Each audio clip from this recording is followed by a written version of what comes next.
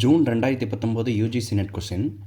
வரலாற்று முறை திறனாய்வு என்பது இலக்கியத்தை வரலாற்று முறையில் நோக்குவது, இலக்கியத்தை வரலாற்றிலிருந்து வேறுபடுத்தி அறிவது, இலக்கியத்தின் வரலாற்றை அறிவது, இலக்கியத்தை வரலாறு மூலமாக காண்பது.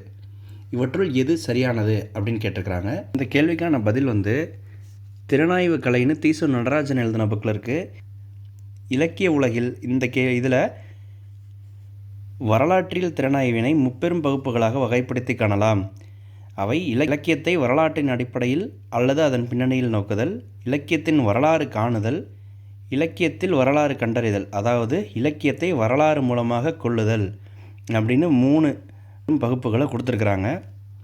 அப்போது இலக்கியத்தை வரலாறு முறையில் நோக்குதல், இலக்கியத்தின் வரலாற்றை அறிதல், இலக்கியத்தை வரலாறு மூலமாக காணுதல், ACD இது 3 தான் சரியான பதில். அப்போது ஆப்ஷன் 3 தான் சரியான பதில்.